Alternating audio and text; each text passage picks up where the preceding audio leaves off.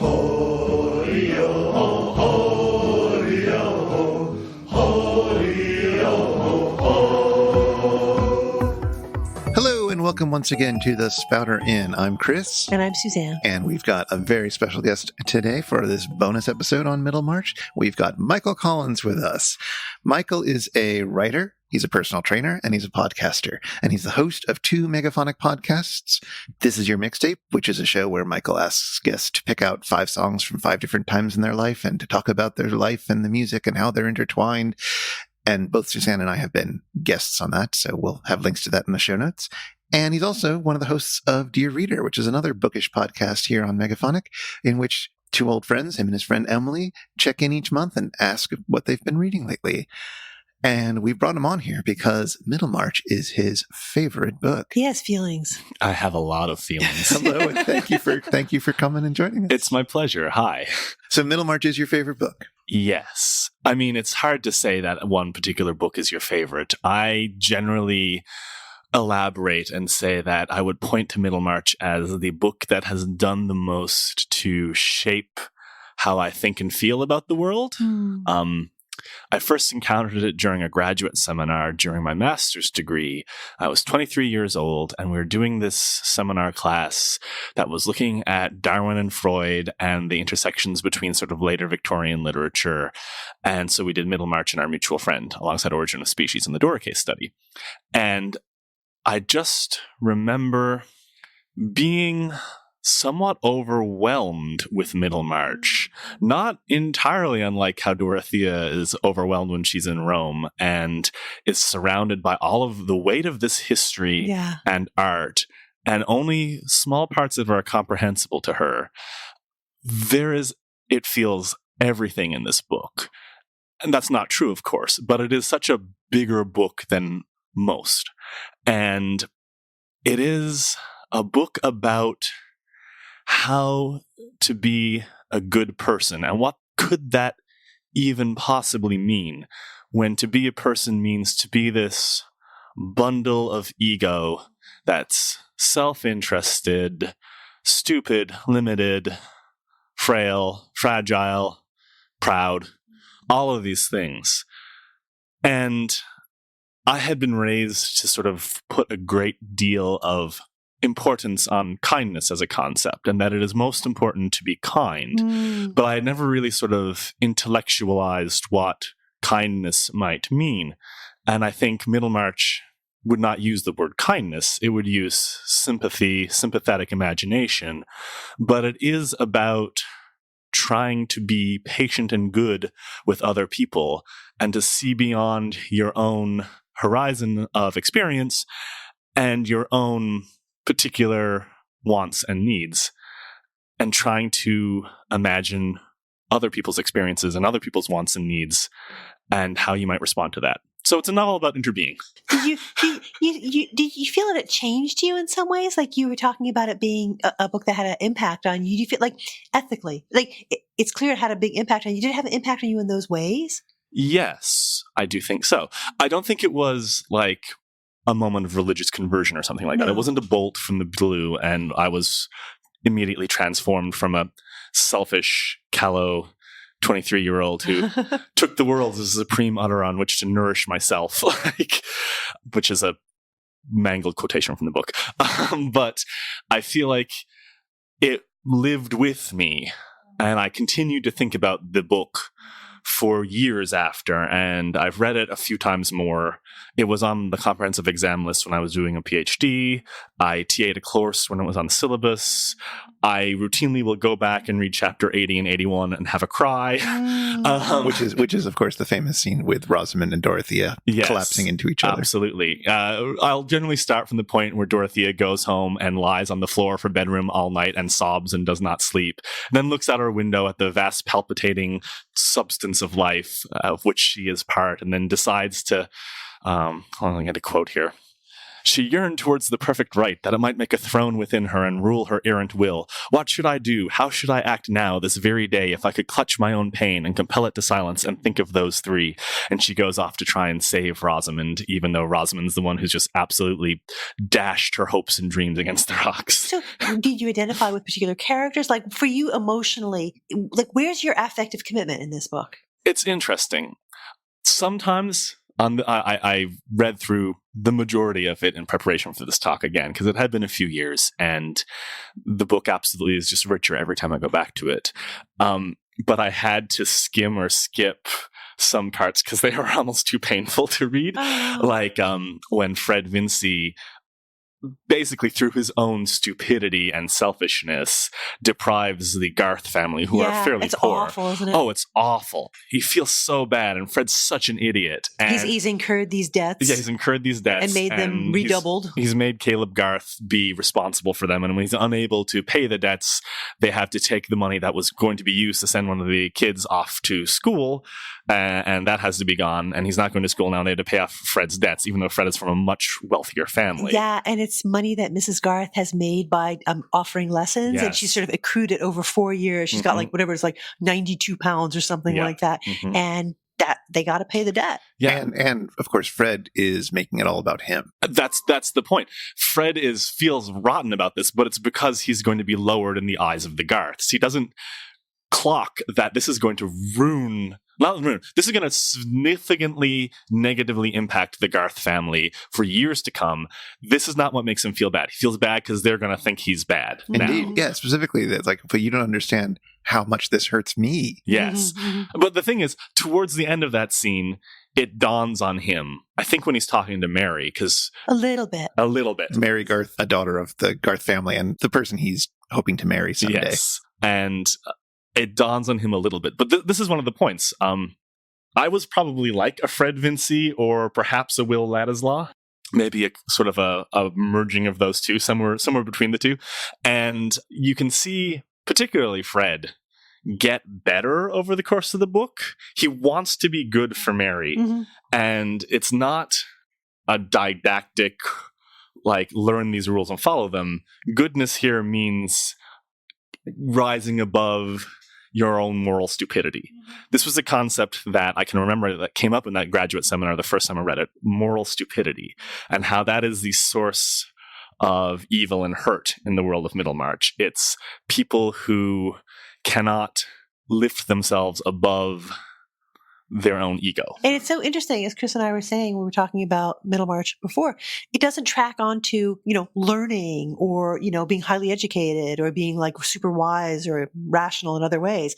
Mr. Garth, Caleb Garth is perhaps got this quality that you're describing, more than almost anybody else. Yeah, absolutely. Well, the Garths are so good. I love the Garths. This is perhaps the time to bring this up.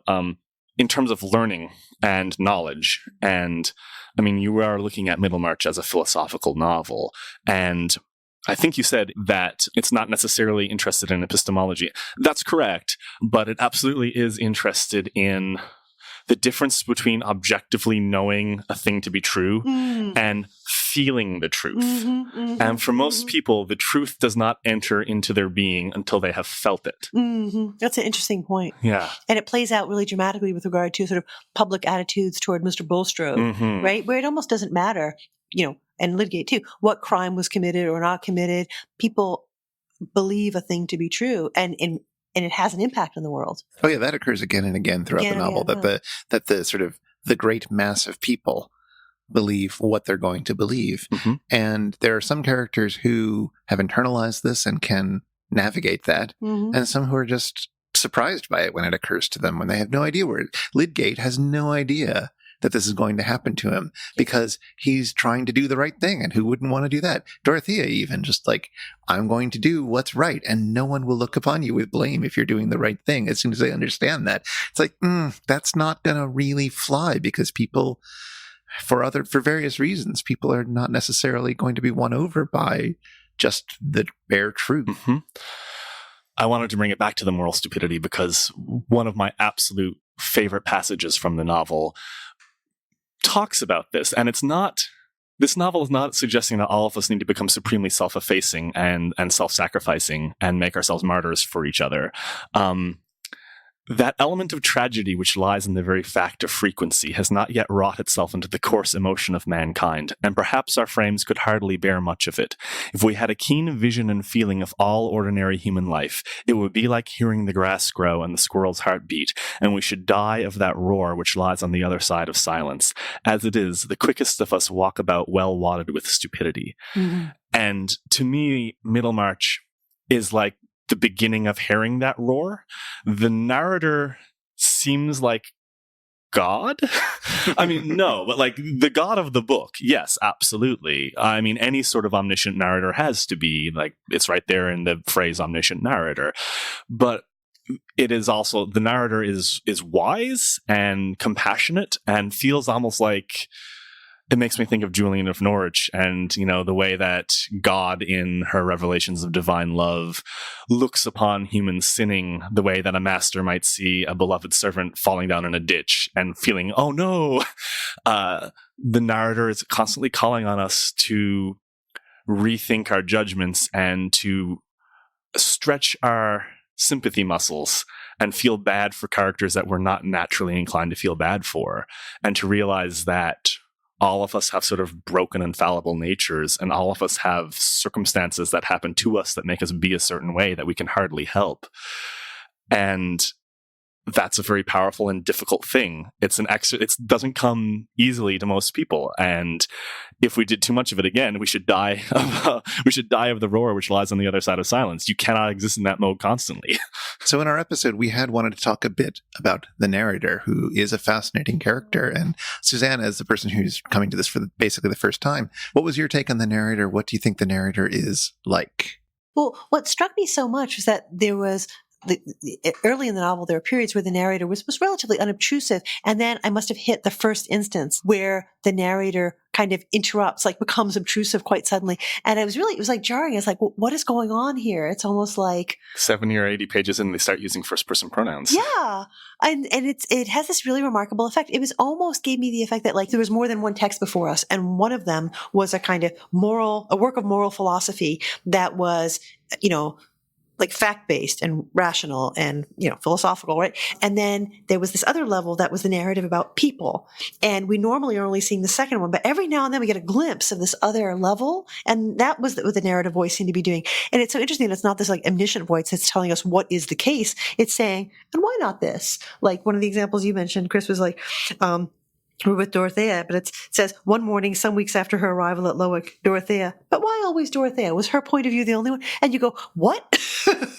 That's such a remarkable moment. Yeah. But there's these other moments that are like that. Like, you go, what? You know? So there is that side of it when we're suddenly elevated into a much more meta world. We're thinking about the big picture and how this character's actions reflect humanity in general, or what we might strive for in people. There are other ways that the narrator talks to us about the characters. And I mean, the narrator can be very snarky about the characters. There's chatty little asides, little jokes. Yeah. Again, making fun of their clothes, making fun of the fashion of the time, making fun of their foibles, sort of phrasing certain things in a different way. There's a moment when Rosamond and Lydgate are getting married, and Mr. Vincey, Rosamond's father, when asked about would it be all right to them to marry, Mr. Vincey's answer consisted chiefly in a demand that Lydgate should insure his life, a demand immediately conceded. This was a delightfully reassuring idea, supposing that Lydgate died, but in the meantime was not a self-supporting idea. It's not quite clear whether that's from Mr. Vincey's perspective, from Rosamond's perspective, or this really dark joke from the narrator's point of view about how these characters might be feeling right now. In other words, is this something that explicitly Rosamond would have thought, or is this something that the narrator is making a little bit of fun at Rosamond for thinking that, well, you know, if he dies, I'll be fine. That's the level of Rosamond's commitment to Lydgate at this point. Yeah, I think it's fascinating that there are all these little moments of snarkiness, which never is all that mean. It's very cutting, but it is somehow also very sympathetic. Mm-hmm. There's a sense that everybody gets a little bit of this. And I don't know whether the narrator ever pulls it upon themselves but there's a sense that it's with a lot of understanding. These are the people that you know well, and therefore you can get away with making a little joke about them. And I mean, Middlemarch is largely a novel about disappointment, about the tragedy that is wrought into our everyday existence. Small tragedies, little tragedies. But like, basically, life is not happy for the most part.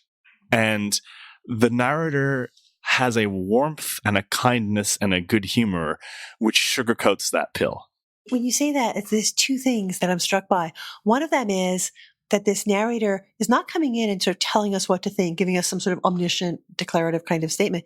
It's calling us into being as a reader. Like it's joking with us, or it's asking a question, or, so how can I put it? The reader is in a way invisible here, but also sort of in the shadows, right? Because of what the narrator is doing. Whatever kind of being the narrator is, the reader is of the same species, and the narrator is teaching us.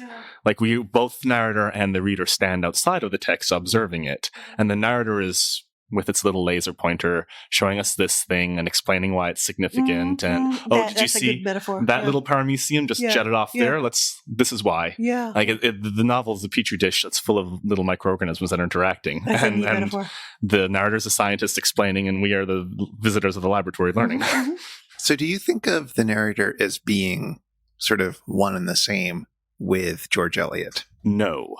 Obviously, the narrator is a creation of George Eliot, who is just a fascinating person, and I personally believe must be one of the most intelligent humans to have lived.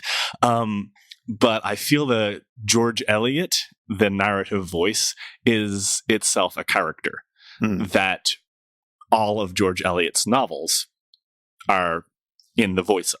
So in our episode, we didn't have a chance to talk about George Eliot's biography, but I think it would be good to bring some of that up just because it's interesting to see how this perspective that the narrator has, and other things in the novel, I suppose, come out of it. First off being, of course, that George Eliot is not George Eliot's given name, nor the name that her friends called her by. So she was born Mary Ann Evans, and later decided to change that to Marian Evans, which is not much of a change, I suppose, but only later took on the pen name of George Eliot when she started to write novels. She was working for a good while as a journalist and translator, and maybe to distinguish that from her work, maybe to be taken seriously as a novelist in a way that a novel written by somebody with an obviously female name wouldn't be taken seriously. She had written an essay, a really fun and scathing essay called Silly Novels by Lady Novelists, right when she was setting out on her career. She wrote this under her real name, I believe, but it's a remarkably cutting look at the cheapest of women's literature at the time. Much fun. And she had a really weird life. She grew up in the Midlands, in Nuneaton, and then spent a lot of her life in Coventry, which are in the middle of England.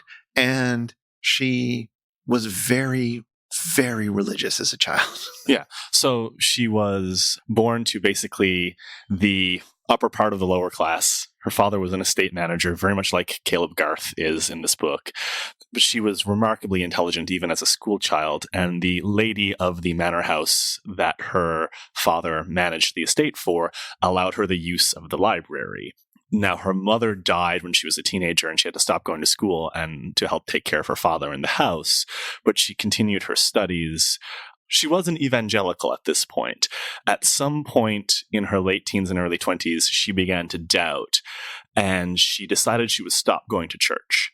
And this became a flashpoint between her and her father, who was very conventional in his religious attitude. He wasn't really someone who was given to thinking about theology. It was just a cultural practice, which was very important to him.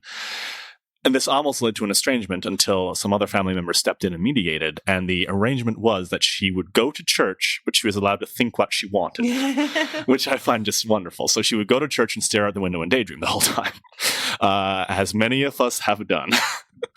But yeah, she basically was a non-believer, which set her at odds with a lot of Victorian society. And the other thing that set her at odds with the rest of Victorian society is that eventually she fell in with George Henry Lewis, who was also a critic and a writer, and was married to a woman and he was not able to obtain a divorce from this woman, even though they were estranged. So George Henry Lewis and Mary Ann Evans, alias George Eliot, lived together as husband and wife, but they were not married. And this caused quite a bit of scandal. And she was basically unable to ever go home again. And so it's very interesting because I think, particularly in the 20th century, George Eliot's fortunes critically dipped a little bit. People found the wise, warm, omniscient narrative voice to be out of fashion or perhaps intellectually dishonest, and the sort of ornate Victorian sentences were not in style either. And it was felt, that her books could be kind of moralizing in a very Victorian way. But her life was completely unconventional. She was absolutely, in her way, like a Ladislau-style rebel. Yeah, how does living with a married man constitute a moral and ethical choice? One wonders. How does that? I'm thinking about how would Dorothea respond to that set of circumstances? Well, so I think it's worth pointing out that George Eliot referred to herself as married, partially as a sense of convenience, because if you're moving to a place and you tell the landlord that you're married, it's going to be easier than... Yeah. But also, I think because... But isn't that a lie? I'm thinking, the characters in Middlemarch, would they do these things? I don't think she would have thought of it as a lie, because basically they were married, and she took it very seriously, and she treated George Lewis's children as her stepchildren and cared for them very much. One of them died quite young, and she was there at the bedside. It was a lot for her. While she recognized the limitations of her experience as a mother, I think she would have said, it is stupid that even though divorce is finally legal, that there's something getting in the way from this divorce happening, and therefore we can't legally get married, but we're doing all the same things, and therefore what does it matter that we're not legally married? We are married in every other sense, so we will live as if we are married. Yeah, she's 100 years ahead of her time. I could totally see Dorothea going down this road once she had grown up a bit. Exactly. As I say, Dorothea at the start of the book, absolutely not. Dorothea, by the end of the book, when she decides to renounce not only her fortune, but also her standing in society to go off with Ladislau. Yeah.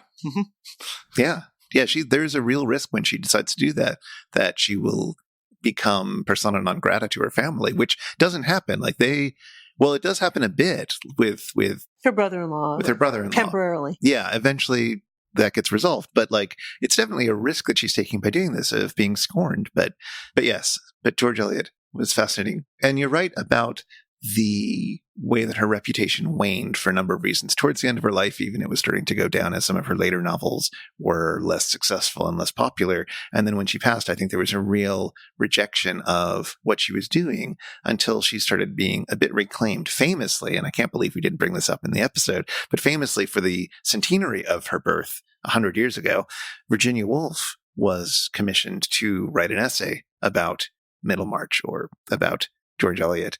And she referred to Middlemarch as it's usually quoted, one of the few English novels written for grown-up people, which is an interesting phrase and an interesting thing to think about. But of course, the full quote that isn't usually quoted is that the magnificent book, which with all its imperfections is one of the few English novels written for grown-up people. And in the essay, I believe she doesn't actually go into what specifically those imperfections are, but I think it's mostly what you said, that it's kind of moralizing, that it's kind of long-winded, that it goes on for quite a bit. Yes, I've always found that fascinating, because my own personal feeling has always been that there is this through line of influence from George Eliot to Virginia Woolf to Alice Munro, actually, and that all of them are about these very closely examined depictions of fairly everyday life, and this sort of awakening of sensitivity to the vast web of influence and interconnection and interbeing of people. Mm-hmm. To me, Mrs. Dalloway feels... I was just thinking about that, yeah. Absolutely like a companion piece to Middlemarch, written in a very different style, obviously, and from a different point of view. But the texture. Yeah, the texture and the sort of microscopic focus. I guess it's worth pointing out that when Woolf wrote that, she had only published her first novel. So this is before she's written To the Lighthouse and Mrs. Dalloway and some of her larger, more famous books now. And she's young and trying to prove herself. And so there's a sense in which honoring, but also cutting Eliot might have been the thing to do. Yeah. Just like Eliot needed to cut the silly lady novelists. Yeah. That makes sense. Earlier, Michael, you were saying that it's a book that is largely about disappointment, human disappointment. Do you think there's happiness in the book? And if there is, where is it and how is it constituted? I think the book is very funny, but I think you mean for the characters, not for the reader. Yeah, well, also for the reader, right? I mean, that happiness for characters can bleed out into affective response, right? Yes. Well, I mean, Fred and Mary have a happy ending. Yeah. In what ways? Like, how would you say? Oh, well, they're sweethearts who Fred gets They better. initially get engaged Yes. with a ring from an umbrella, right? Yes, when they're as little children. kids. Yeah. I think when I say it's a book about disappointment, I sort of mean how so many of the characters do have grand plans that come to nothing. Lydgate's ambition comes to nothing. Dorothea, we learn in the last part of the epilogue, always sort of felt that she could have done more and been more than she was. And we have the lovely, consoling last passages where we have the narrator refuting that and telling us that the greater good of the world depends upon these unhistoric people who have an incalculably diffusive influence on the people around them and who basically make the world better just by kind of being in the world. And Dorothy is one of these people, that things are not so ill with you and I as they might be are because of this. So that is a lovely consolation, but it is kind of helping to soothe the sting of feeling that you have great potential and big dreams and that kind of not realizing them. Mm-hmm. One of the things that we didn't talk about in our episode about Dorothea, because there is always more to say, but early on in the novel, we're introduced to some of her big plans. Mm-hmm. And she is specifically interested, she says, I think we deserve to be beaten out of our beautiful houses with a scourge of small cords. All of us who let tenants live in such sights as we see round us. Life in cottages might be happier than ours if they were real cottages fit for human beings from whom we expect duties and affectations. In other words, her uncle is in charge of land and in charge of the upkeep of the people who are working and farming and doing other things on his land. And he's letting the cottages that they live in go into disrepair. And one of her plans is to devise sort of more modern, more comfortable housing for them to live in. To treat them, to treat them like human beings, certainly to treat them better. But she says they might have lives like meaningful lives. Exactly. Right? Yeah. And we do see some of the interactions with the tenants, and they do seem to be having a hard time of it. And that's not terribly surprising in a certain way. And she manages to convince James Chettam, the neighbor who is trying to woo her and who eventually marries her sister, to build cottages of her design, which he does. And that seems to go well. But that's the closest that she gets to doing something. She keeps having these big plans. She keeps wanting to make these tremendous changes. And a lot of the novel is showing you the mechanics of how these great ideas get ground down, how someone like Dorothea is not given access both to the education she needs to make these happen and the sense of how to navigate the world, but it's just surrounded by people who are saying, no, that won't work. No, you can't do that. Lydgate in his hospital, the same thing. He's got all these ideas and it's just like, no, that can't work. Oh, you want to actually do evidence-based medicine instead of patent medicine? No, the patent medicine's the good stuff. It got me over my gout. Mm-hmm. This is a weird anachronism, but some of the Middlemarchers' attitudes toward Lydgate and how they are doubtful of his evidence-based medicine just makes me think about anti-vaxxers and so forth. Absolutely. I was thinking about that. That was very much on my mind as I was reading those sections. Yeah, it is also one of the convenient things that you can do in historical fiction to have someone like Lydgate be on the right side of history, right? He is making choices about doctrine that would have been new and controversial, perhaps at the time, but which 40 years later are obvious truths. Mm-hmm. And so there's an interesting interplay where we get to think, oh, yeah, no, he's clearly right. He's clearly in the right. We all know this. But of course, at the time, he happened to be in the right, but that was much less obvious. And it is very understandable why people would be suspicious of his new methods and him saying that, oh no, the patent medicine that you've been taking all your life, which you've experienced improving your ailments and others, is nonsense. Yeah.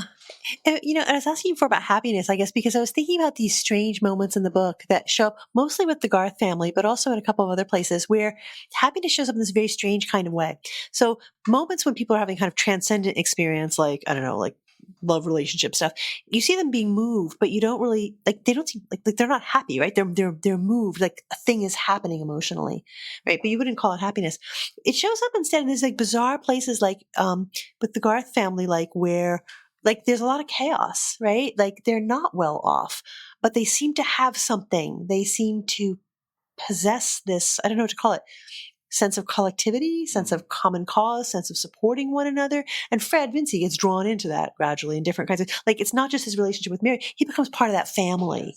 And so maybe happiness is the wrong word for it, but there seems to be something important happening there in those scenes. They communicate with each other, and they don't just sort of follow a social script with each other. They're sort of emotionally open and honest with each other, and they face their problems head on as a unit, and support one another. They support one another. They mostly don't keep secrets from each other. Well, you see that terrible episode that you were talking about earlier that always moves you so much when, Fred has caused them to have to suffer financially.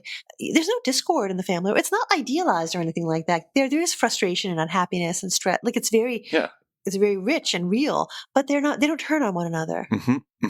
And actually, in your primary episode, when you're thinking about the relationship between Dorothea and Ladislaw, one thing that I would have jumped in to say is that Ladislaw listens to her and talks to her, and in a way that's sort of like is interested in her response to what he's saying. It's like a drink of water for her. Like, yes, it's amazing. She's starved for that kind of interaction because Casaubon does not engage her at all. He's not interested in what she thinks. He's not interested in what she feels. He's disturbed when she thinks. And usually what she feels is an inconvenience or an affront. He's married this young wife who is not just young, but very ardent, very passionate about ideas, and is just dying for a conversation partner. And that's what Ladislaw gives to her. And like, that's why he's like, I believe is likened to if she's she is a prisoner, and the brief interactions with Ladislaw she has from time to time are like being able to peek out the window and get a spring breeze from her cell. There's a really interesting moment when Rosamond is asking Lydgate about Dorothea. Now, Lydgate has married Rosamond because she is beautiful and might be a nice, weird sort of bauble and someone who will be there. But and he said something to the effect that she'll be proud of him for the work that he's done, but not terribly interested in it. I think an elegant canary is at some point. But when asked about like what is, Rosamond finally breaks down and asks like, what is so special about Dorothea? Like why are he you? admires her. Why are you and Ladislaw always going on about how great she is in this weird way? And he says, she seems to have what I never saw in any woman before. A fountain of friendship towards men. A man can make a friend of her, which is this fascinating and almost ridiculous passage because, of course, at least from my perspective, it seems that Lydgate has very much not wanted a friend out of Rosamond. And the whole problem of their marriage is that they're incompatible in this way, or at least that's where the problems begin, is that she doesn't get his work. She doesn't get what he's doing because he didn't want somebody who would actually get it, somebody who would be that kind of equal. I think some of that has to do with what we understand by friendship, though. I mean, I think in the 19th century, I'm thinking about, I don't know, Austen and stuff like that. You see it too. Like the friend relation means like, not exactly patronage, but like those who support you or show favor to you. Like, I think that term shows up here in Middlemarch when Rosamond is talking about friends that Lydgate can look to advance him or support him financially, right? So it's not the sense of intimate friendship, right? Which it's not just that it's our sense, it shows up in different kinds of contexts. But here in this world, you know what I mean? I wonder if when Lydgate says that about Dorothea, it's that he's talking about her kind of benevolence, that she has a free hand, you know what I mean?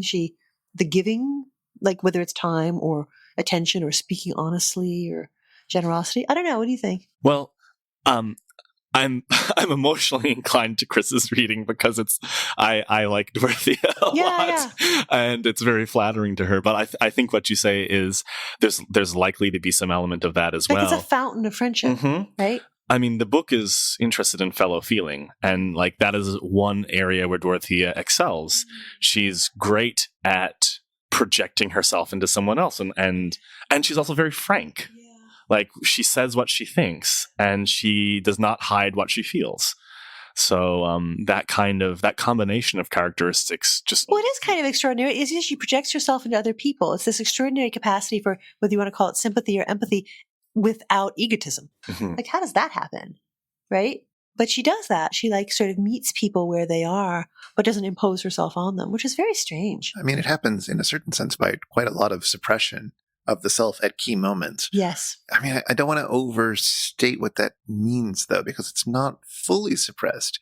It's a sense of tamping yourself down so that you can make a connection. Mm-hmm, And then ideally, mm-hmm. I would argue, I could be wrong, but ideally you would then sort of grow in that new space together, which is basically what happens in that big scene with Rosamund. Yeah. Like, she has suppressed a lot of feelings so that she can then have this moment of connection, which can then... And they both emerge in a new space. Yeah, and they both sort of grow and they grow connected. Even though that's not like building into any kind of friendship or relationship, there's nevertheless... They're both changed. They've met and they've connected, and it was a very real and honest connection in that moment. In that moment, one of the things that makes that so powerful, that particular meeting between Rosamund and Dorothea, is that Dorothea's self-control and command breaks.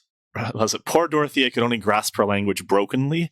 And she's talking to Rosamund, basically still under the illusion that Rosamund and Ladislaw are a thing. And she's trying to sort of help Rosamund save her marriage. And she says, even though the idea may be very dear to us, we must give it up. And I know it is hard. We are weak. I am weak. And then she breaks. And hearing Dorothea's marvelously strong will and command of self just give way, finally. Like, this woman has suffered so much and has been in command of her suffering. And like, that is what moves Rosamund to her moment of sympathy to comfort Dorothea and to tell her the truth. So the passage there that I believe you're referring to, Dorothea is talking to Rosamund and says, marriage is so unlike everything else. There is something even awful in the nearness it brings. Even if we loved someone else better than those we were married to, it would be no use. Poor Dorothea, in her palpitating anxiety, could only seize her language brokenly. I mean, marriage drinks up all our power of giving or getting any blessedness in that sort of love. I know it may be very dear, but it murders our marriage, and then the marriage stays with us like a murder, and everything else is gone. And then our husband, if he loved and trusted us, and we have not helped him, but made a curse in his life, and it breaks off. Yeah. Yes, well, that is one part. I sort of conflated another part. A few paragraphs later, she has the "I am weak," which is yes. But it's fascinating that she's talking about that terror of closeness at this moment. She's so scarred by that. She's both scarred by this, but she's enacting this moment of closeness with Rosamund, who she barely knows, and it's a terrifying moment. Yes, because everything is riding on the line for her. In terms of her hopes about Ladislaw, anyways, and talking with this woman whose marriage she's trying to save, even while her romantic prospects or alliance prospects, I guess, connection prospects are, as I keep saying, dashed, seemingly dashed. Oh, yeah. Well, it's a big book with a lot in it. I know, and we went back to Dorothea again, even though the narrator tells us, don't make too much of a thing at Dorothea. There's lots of other people here. Well, but there's also, we can answer that rhetorical question, why always Dorothea? And it's because Dorothea is she's argue, like the point of reference. She's the point of connection. She is like, that's what she is. She is the vehicle which a lot of other characters see themselves reflected in a new light and see the world reflected in a new light. And while she is sort of the main thread of the novel, she also just serves that role of weirdly bringing people together, even though she spends much of the novel like isolated, stuck either in this terrible marriage or in the house that the terrible marriage has left her as a kind of prison. Presumably hanging out in the library. Spending a lot of time in the library, reading and learning Latin and Greek, and that's wearing several pounds of black crepe. Yes, indeed. Oh, the moment when she finally gives up her first year of widowhood and removes all the crepe and her Tantrip, her handmaid is like, finally we can have a little less crepe all the time. I have a couple little questions for you guys.